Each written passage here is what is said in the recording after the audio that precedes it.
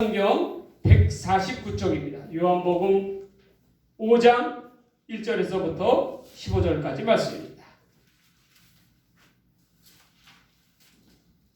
신약성경 149쪽입니다. 이 말씀을 저와 여러분이 한 절씩 교독하도록 하겠습니다. 이는 이 시간 우리에게 주신 하나님의 거룩한 말씀입니다.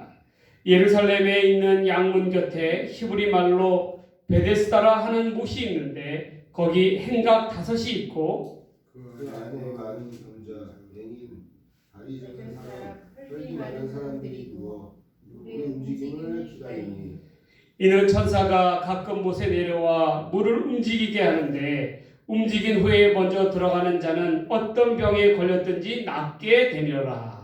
거기 38명의 병자가 있더라. 예수께서 그 누운 것을 보시고 병이 벌써 오래된 줄을 아시고 이르시되 내가 낫고자 하느냐. 병자가 대답하되 주여 우리 움직일 때에 나를 곳에 세워주는 사람이 없어. 내가 가는 동안에 다른 사람이 먼저 내려가나이다. 예수께서 이르시되 일어나 네 자리를 들고 걸어가라 하시니 그 사람이 곧 나와서 자리를 들고 걸어가니라. 이날은 안식일이니 유대인들이 병 나은 사람에게 이르되 안식일인데 내가 자리를 들고 가는 것이 옳지 아니하니라. 대답하되 나를 낫게 하는 누가 자리를 들고 걸어가라 하더니 그들이 묻되 너에게 자리를 들고 걸어가라 한 사람이 누구냐 하되 잘 받은 사람은 그가 누구인지 알지 못하니 이는 자기 사람이 마음으로 예수께서 예비하셨습니다. 그 후에 예수께서 성전에서 그 사람을 만나 이르시되 보라 내가 나았으니 더 심한 것이 생기지 않게 다시는 죄를 범하지 말라 하시니 그 사람이 유대인들에게 가서 자기를 고친 이는 예수라 하니라. 아멘. 이 시간에는 요한복음 5장 1절에서 15절까지 있는 말씀을 가지고 베데스다의 영광이라는 제목으로 하나님 말씀 전해드립니다. 이 베데스다에는 이 양문 곁에 이 베데스다라는 못이 있는데 유대 전설에 어떤 전설이냐면요. 이 베데스다라고 하는 못이 있어요. 이 못인데 이건 간헐천입니다. 간헐천이라는 게 뭐냐면 가끔가다 물이 동하는 그러한 천이라는 거예요. 근데 물이 언제 동하느냐? 천사가 내려올 때에 그 간헐천이 물이 동한다는 겁니다. 근데 문제는 이 물이 동할 때 그때 어떤 병에 있든 환자든지 그 물이 동하는 물에 가장 먼저 들어가는 사람은 병에서부터 자유함을 얻는다, 낫게 된다는 거예요. 그러니까 병을 고치기를 원하고 소원하는 이는 어디에다 모여 있겠어요? 베데스다 근방에 다 모여 있는 거예요. 뭐 다리 저는 자, 맹인, 소경, 귀머거리, 예? 오늘 본문의 중풍병자도 마찬가지죠. 그런데 거기서 하나님께서 이 예수님께서 그곳에 오셨다는 것입니다. 그리고 나서 벌어지는 사건들에 대해서 이야기하고 있는 거예요. 그렇다면 이 베데스다에서는 어떠한 영광, 어떠한 은혜가 있었을까? 첫 번째로 택함의 영광이 있었다는 것입니다. 택함의 영광입니다. 택함이라는 것은 우리가 여러분들 교회에서 흔히 아는 말로 피택이라는 말이에요. 피택이라는 말. 여러분, 저는요, 약을 타러 3개월마다 아산병원을 꼭 가게 됩니다. 꼭 그렇게 갈 수밖에 없어요. 3개월마다. 예, 심장 약을 타러 가는데.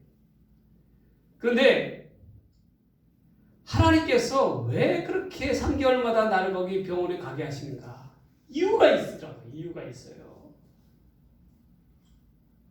병원에 딱 입구에 들어서잖아요. 그러면 하도 병원을 오래 다녀보니까 얼굴만 봐도 그냥 알아. 아이고, 저 사람은 병색이 참 짙구나. 저 사람은 아이고 참 막 마음이 안타까움이 막 절로 생겨요. 막 절로 생겨요. 네. 그 중에서도 젊은 사람들이나 애기들을 보게 되잖아요. 막 닌기를 맞고 막 그렇게 막 얼굴이 토란 막 그런 애들 보잖아요. 막 너무 마음이 막 아파. 그러면서 막 가서 막 기도해주고 싶은 생각이 막 절로 나는 거예요.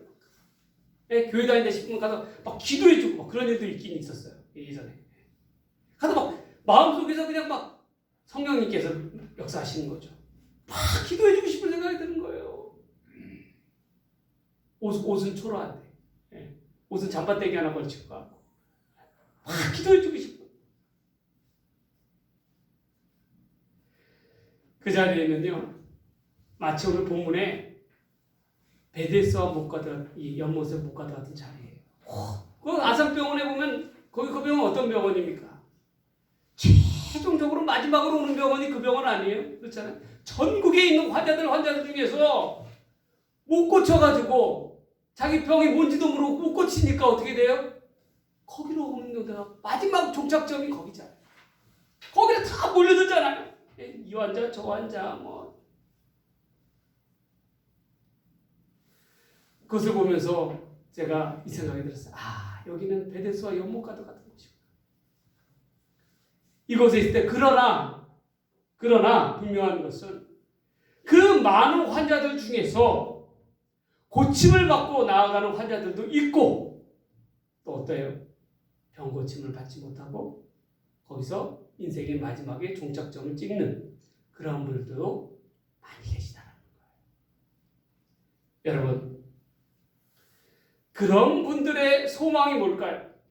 거기 오신 분들의 소망이 다 뭐겠어요? 내가 억만금을 버는 거겠어요? 예? 지금보다도 더 좋은 차에 더 좋은 집에 사는 거겠어요?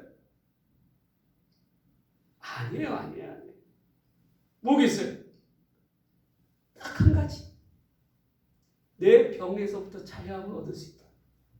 바랄 게 뭐가 있겠어요? 소원할 게 뭐가 있겠어요? 생각해 보세요. 그렇지 않겠습니까? 그러나 그 많은 사람들 중에서도 병 고침을 받는 이는 어때요? 한정되어 있다라는 거예요. 하나님께서 은혜를 베풀어 주셔야지만이 병에서부터 자유함을 얻을 수 있다는 것입니다. 저는 죄송한 얘기지만 병원에 갈 때마다 그 생각이 들어요.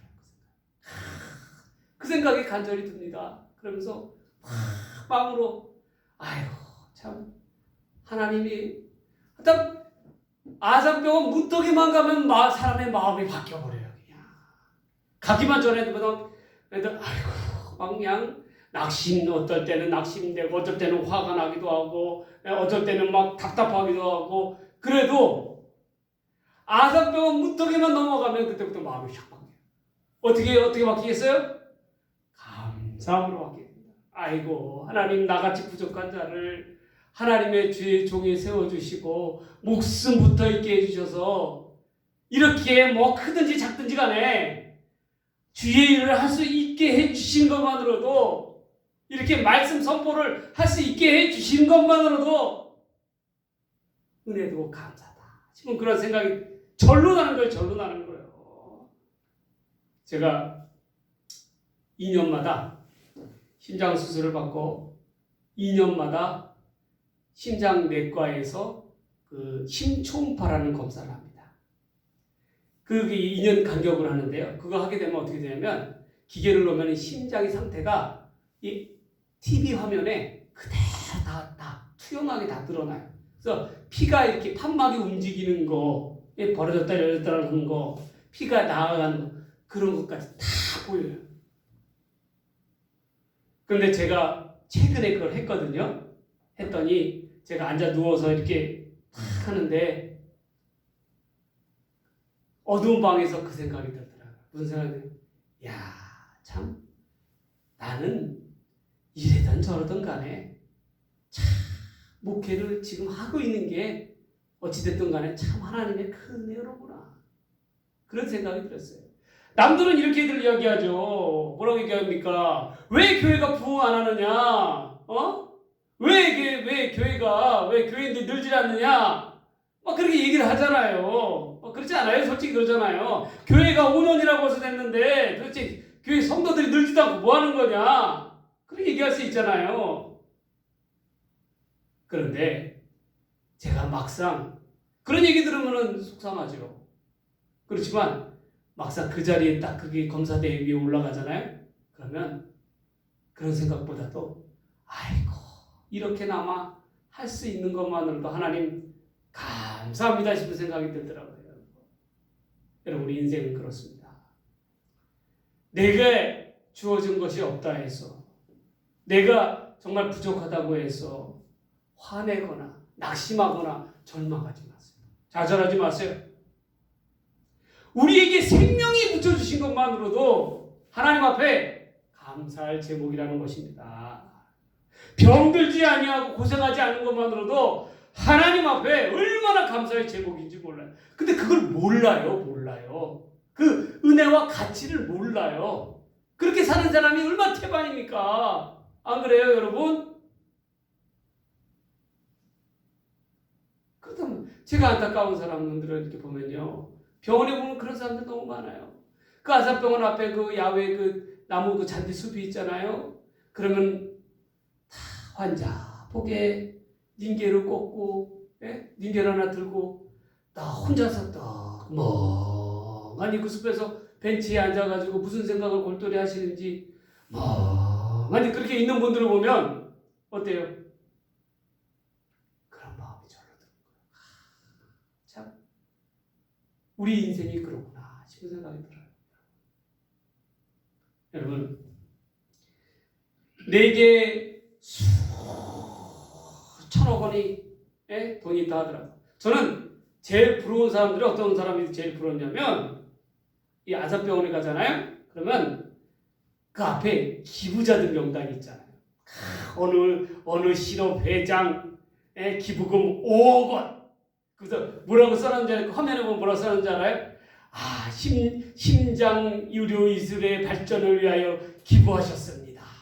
아니면 어린 환우들을 심장 환우들을 고치기를 고쳐주는데 불우한 그런 사람들을 돕는데 써달라고 기증하셨습니다. 딱 나오잖아요. 그런 거 보면 그런 사람들이 솔직히 제일 부러워요. 나도 돈 좀 있으면 저런 데다 다 좋은 일에다 기부를 하게 되면 얼마나 좋을까 싶은 생각이 들어요. 그러나 그거보다도 더 중요한 거는요, 여러분. 내게 하나님께서 생명줄을 주셨다는 거. 연장이셨다. 얼마나 감사의 제목입니까? 얼마나 감격의 제목이에요. 세상 그 어떠한 금은보화보다도 더 귀한 것이 아니겠어요? 무엇으로도 바꿀 수 없잖아요. 오늘 본문 보세요. 오늘 본문의 병자는 중풍병자입니다. 중풍병자는요, 손과 발을 쓸 수 있는 사람이에요? 못 쓰는 사람이에요? 못 쓰는 사람이에요. 그런데 중풍병이 몇 년 동안? 무려 38년 동안입니다. 그럼 어떻게 돼요? 병 중에서도 얼마나 어떠합니까? 깊은 병 가운데 놓여 있는 사람이에요. 그런데 하나님께서, 우리 주님께서, 예수님께서 어떻게 해요? 그 베데스다에 많은 환자들이 있음에도 불구하고 누구를 찾아가셨어요? 바로 이 중풍병자를 찾아가 주셨다. 왜 찾아가 주셨을까요? 저는 이렇게 생각합니다. 저는 이런 생각이 들어요. 하나님께서 왜 하고 많고 많은 환자들 중에서 이 중풍병자를 찾아갔을까? 아무래도 여러분 38년 동안이나 고생했잖아요. 병이 깊어지면 어떻게 됩니까? 가족도 그 사람을 버리고 친지들도 버리고 그 친했던 친구들도 떠나가고 사회에서도 버림받지 않아요? 그렇잖아요? 누구 하나 돌봐주지 않잖아요. 그러니 얼마나 병에 대해서 회복하고 낫고자 하는 마음이 간절했겠습니까? 무려 그 기간이 38년 동안이나 됐으니 어떻게 해요? 얼마나 그게 간절했겠어요. 주님께서는 이 중풍병자의 간절함을 보셨다고 생각이 들어요. 그래서 어떻게 해요? 많은 환자들 중에서 이 중풍병자 환자를 꼭 집어서 어떻게 돼요? 찾아가 주신 거예요. 만나 주신 거예요. 택하여 주신 거예요. 여러분, 예수님이 누군지도 몰라요. 예. 그러나 어찌되었든 간에 예수님으로 인해서 병고침을 받게 되었어요. 큰 은혜와 영광을 입게 되었어요. 이처럼 우리가 예수님의 택함을 받는 것, 큰 영광 중에 영광이요 은혜 중에 은혜일 줄 믿습니다. 성경은요 어떻게 이야기하냐고 있냐면 하나님께 택함 받은 사람만이 구원을 얻는다라고 이야기하고 있어요. 기독교 교리의 핵심 요람이라고 하시는 책이 있습니다. 바로 기독교 강요라는 책인데요. 그 저자가 깔뱅입니다. 예. 이 칼빈이라고 하고 깔뱅이라고 합니다. 프랑스어로. 이 사람이 기독교 장로교의 아버지 아들 같은 사람이잖아요. 근데 이 사람이 보면 기독교의 핵심 강령을 이야기하고 있어요. 5가지 강령을 이야기하고 있어요. 첫 번째, 인간의 전적인 타락. 두 번째, 무조건적인 선택. 세 번째, 제한적인 구원. 그리고 네 번째, 불가항력적인 은혜. 그리고 5번째, 성도의 견인입니다. 결국 이 뜻은 어떠한 뜻이냐면 타락한 인간 가운데서 하나님은 자신의 주권으로 택하셔서 책임지고 구할 사람을 구원하신다라는 그러한 뜻이에요. 여러분, 이 자리에 있는 우리 모두는 정말 럭키한 사람들입니다. 행운아들이에요. 왜 그렇습니까? 하나님의 택함을 받은 사람들이기 때문에 그렇습니다. 여러분, 이 시간 우리가 이 교회에 나와서 예배를 드릴 수 있는 것이 과연 여러분들의 의지로만 되었을 것 같으세요? 이 다산교회 문턱을 넘어오는 것이 여러분들이 하고 싶어서 그렇게 되었다고 생각하세요? 절대로 그렇지 않아요. 하나님께서 불러주시고 하나님께서 택하여 주셨기 까닭에 우리가 이 자리에 있는 것이지, 안 그러면 우리도 저 다른 이들과 같이 지금 저 강원도 이 고속도로 타고 놀러 유혹의 자리, 죄의 자리, 쾌락의 자리 가운데로 나아간다라는 거예요. 방탕의 자리 가운데로 나아갈 수 있어요. 그러나 하나님께서 여러분들을 사랑하여 주시고 하나님께서 여러분들을 이끌어 주시고 하나님께서 여러분들을 불러주시기 까닭에 지금 이 자리에 있는 거예요. 여러분 그걸 아셔야 돼요. 예배 이 자리 가운데 있는다는 게 쉬운 일이 결코 아닙니다.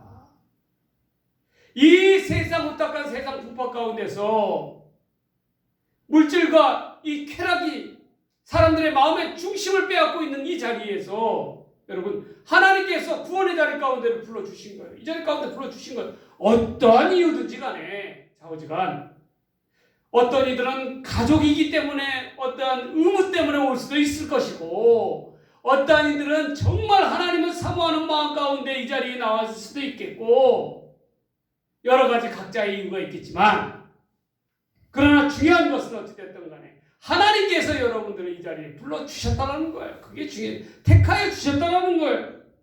그게 바로 은혜 중에 은혜이고 영광 중에 영광이라는 것입니다. 여러분, 하나님의 전은요, 우리가 오고자 해서 올 수 있는 곳이 아니에요. 하나님이 불러주셔야 올 수 있는 겁니다. 하나님이 택해 주셔야 올 수 있는 거예요. 그러한 자들 위에 하나님께서 천국 백성 가운데로 인도하여 주시는 거예요. 그러니 얼마나 우리 삶 속에 은혜이자 영광이겠습니까? 그래서 무엇보다도 이 베데스다의 이 38년 된 중국 병자에게 찾아온 것은 바로 이 택함의 영광, 피택의 영광입니다. 이 영광이 저와 여러분들이 함께 나눌 수 있는 복되고 귀한 영광이 되시기를 주님의 이름으로 간절히 축원합니다. 아멘. 축원합니다.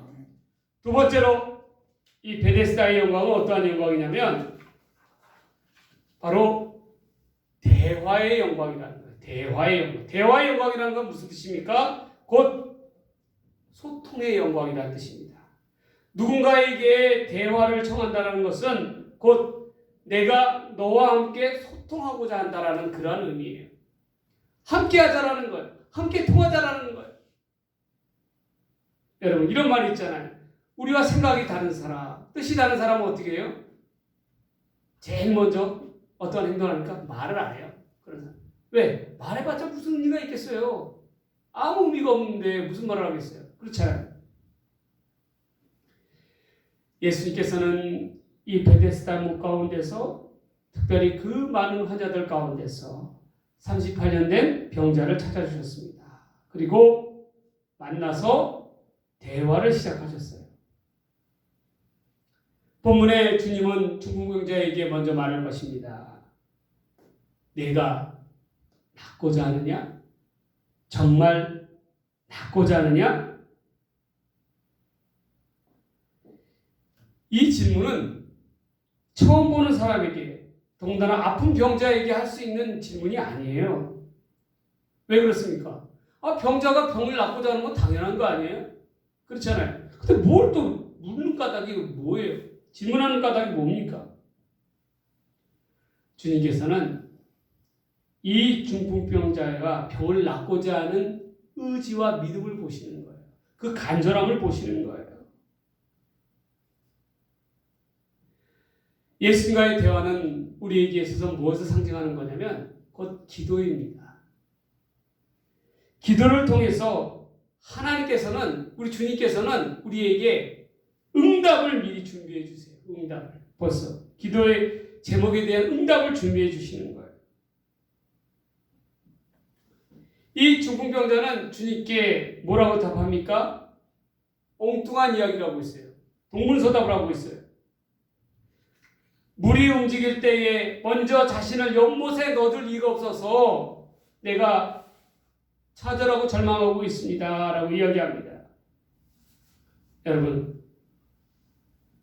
우리는 이 중풍병자의 답을 통해서 무엇을 알 수가 있습니까? 이 중풍병자의 시각은 어디에 고정이 되어 있어요? 바로 눈앞에 있는 절망적인 현실에 고정이 되어 있다는 거예요. 이 경쟁적인 그러한 사회 속에서 누가 먼저 천사가 물이 동할 때 달려 들어가야 하느냐 하는 그 순간 가운데서도 뭐예요? 경쟁 속에 놓여 있다는 거예요. 경쟁 속. 무한대적인 경쟁 속에 놓여 있다는 거예요. 그러면서 자기는 움직이지 못하는 자기를 한탄하면서 있다는 거예요. 그리고 좌절과 절망의 늪 가운데서 헤어나오지를 못하고 있습니다. 여러분, 이 중풍병자와 같은 이들이 바로 우리예요. 얼마나 어리석습니까? 자신을 병으로부터 낫게 해주고 구원해 주실 예수님이 바로 자신 옆에 있음에도 불구하고 어떻게 해요? 엉뚱한 데를 바라보고 있잖아요. 엉뚱한 걸 바라보고 있잖아요. 그저 어떻게 하면은 연못에 못가에 먼저 들어갈까 그 생각으로 가득 차 있는 거 아니겠습니까? 이게 바로 우리라는 거예요. 우리예요.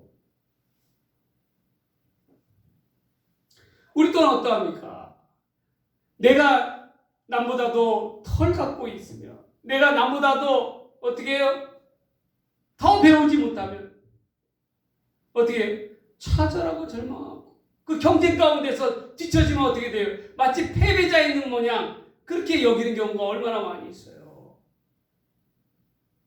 그게 아니라는 거예요. 그게 아니라는 거예요. 진정한 하나님의 구원과 은혜와 성공은 그러한 것이 아니라는 거예요.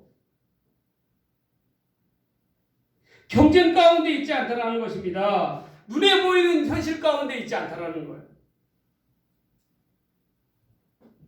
여러분, 우리에게 있어서 문제 해결의 키는 어디 있어요? 우리 바로 옆에 있어요. 우리 주님을 찾으면 된다는 겁니다. 뭐 이런저런 변명할 필요도 없고 이런저런 구실을 남겨놓을 필요도 없어요. 어떻게 하면 됩니까? 예, 주님 낳고 싶습니다라고만 대답하면 되는 거예요. 그런데 어떻게 하고 있어요? 뭐 이런저런 내가 뭐 연못가에 들어가고 제일 먼저 들어가야 되는데 나를 그 외목가에 들어줄 리가 없어서 내가 너무나도 좌절하고 절망하고 이러고 있습니다. 그렇게 구구절절 이야기할 필요가 없다라는 거예요.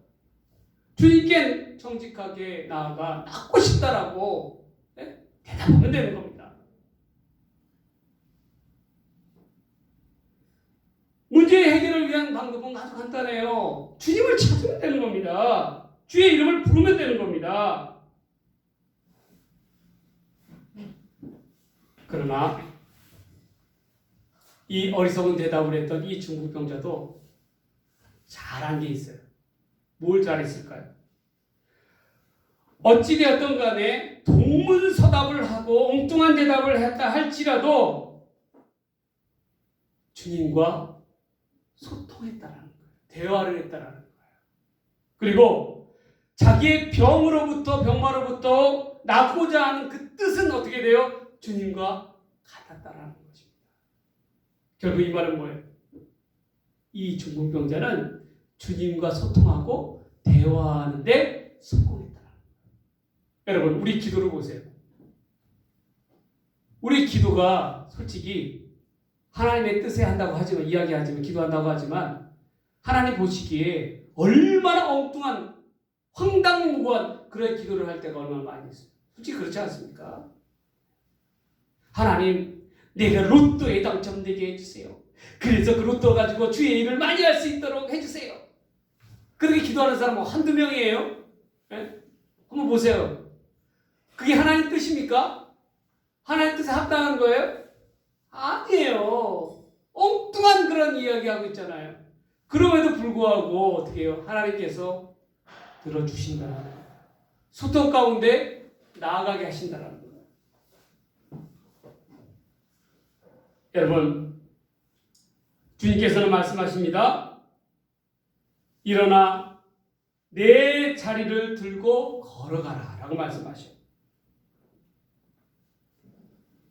그 말씀이 선포되는 순간 오랫동안 자기의 삶을 짓눌러 왔던 그러한 모든 질거로부터 자유함을 얻게 되었습니다. 주님과의 대화 가운데 소통으로 인해서 얻어진 하나님의 영광인 거예요. 여러분, 문제는 바로 이것입니다. 우리가 왜 좌절합니까? 왜 낙심합니까? 왜 우리가 경쟁에서 뒤처졌다 여기며 패배자로 여깁니까? 그럴 때일수록 우리 주님 앞에 나아가야 될 줄 믿습니다. 주님께 기도하며 구해야 될 줄 믿습니다. 그러면 하나님께서 분명히 말씀하여 주실 거예요. 내 문제로부터 일어나 내 자리를 들고 걸어가라 라고 말씀하여 주실 것입니다. 이처럼 주님의 해결의 은혜와 영광이 저와 여러분의 영광이 되시기를 주님의 이름으로 간절히 축복합니다. 축복합니다. 마지막 세 번째로요. 베데스다의 영광은 어떠한 영광이냐면 새 삶의 영광이라는 거예요. 새 삶의 영광. 이 병 고침 받은 사람이 자신에게 주신 하나님의 크신 은혜에 감사하기 위해서 제일 먼저 한 일이 성전을 찾았어요. 그런데 아직까지도 이 사람은 자기를 낫게 해준 이가 예수님인 걸 몰라요. 그런데 이때 예수님이 그에게 다시 다가가셔서 말씀하여 주십니다. 내가 이제 병으로부터 완전히 나았으니 더 심한 것에 걸리지 아니하도록 죄를 범하지 마라. 이 38년 된 병자의 병의 근원이 밝혀지는 순간이에요. 이 병의 근원이 무엇 때문이었어요? 바로 죄였다라는 것입니다. 그 죄가 그의 인생을 송두리째 망가뜨렸다라는 거예요. 여러분, 죄라는 것은요, 인간에게 인생을 억압하여 불행하게 만드는 폭군이라고 이야기합니다. 그리고 누구든지 이 죄에 사로잡히게 되면 죄의 결과는 곧 불행과 절망밖에 없다라는 것입니다.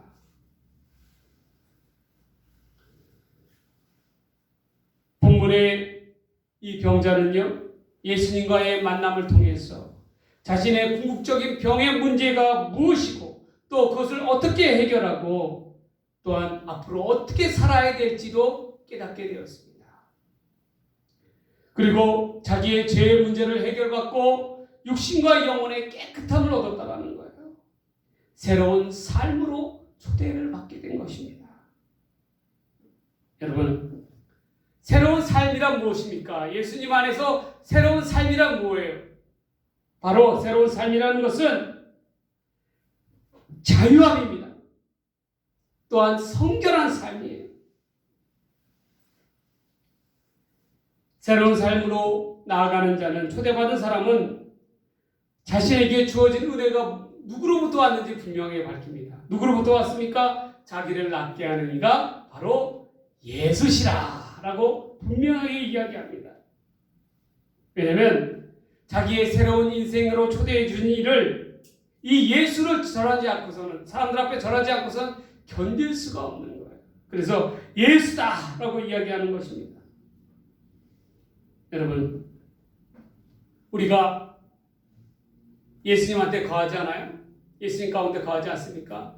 예수님의 능력 가운데 거하잖아요. 예수님의 은혜 가운데 거하잖아요. 예수님의 영광 가운데 거하지 않습니까? 그렇다면 앞으로 우리의 삶은 어떠한 삶을 살아가야 되겠습니까? 어떻게 해야 예수님의 우리에게 주신 그 구원의 은혜 가운데 보답하며 나아갈 수 있겠어요? 방법은 오늘 본문에 나온 이 38년 된 병자와 같습니다. 예수님을 전하는 삶이 되어야 된다는 거예요. 사람들 앞에서 온전히 전하는 자가 되어야 된다는 것입니다. 어떠한 어려움 가운데서도 예수님의 복음을 전하는 데 주저하지 않는 삶을 살아갈 때 우리는 새 삶 가운데 나아가는 자가 될 수가 있는 거예요. 하나님 앞에 영광을 돌리는 자가 될 수가 있는 것입니다. 이제 말씀을 정리합니다. 베데스다의 영광은 어떠한 영광이었습니까? 첫 번째로 택함의 영광이었습니다. 하나님이 우리를 택하여 주신, 이 죄인들을 택하여 주신 영광. 두 번째는 어떠한 영광이었습니까? 대화의 영광이었습니다. 예수님께 기도의 자리로 나아갈 때에, 소통의 자리로 나아갈 때에 우리의 삶의 문제가 해결되는 은혜를 잊게 될 줄 믿습니다. 마지막 세 번째는 어떠한 영광이었습니까? 새로운 삶을 향한 영광이었습니다. 이처럼 우리도 이 베데스다의 귀한 영광이 저와 여러분들의 영광이 되시기를 주님의 이름으로 간절히 축원합니다. 축복합니다. 기도하겠습니다. 하나님 아버지 감사합니다. 베데스다의 그 한 사람의 영광이 우리 모두의 영광이 되게 하여 주시옵소서. 우리를 택하여 주시고 우리를 자녀 삼아 주시고 우리를 하나님 앞에 소통의 길로 나아가게 하시는 그 은혜를 통하여 새로운 삶으로 나아가게 하여 주시옵소서. 늘 우리의 남은 삶이 예수님만을 전하는 복되고 귀한 믿음의 삶 되게 하여 주시옵소서. 이 모든 말씀 우리를 사랑하신 예수님의 이름으로 간절히 기도 드리옵나이다. 아멘. 이제는 우리 구주 예수 그리스도의 은혜와 아버지 하나님의 사랑과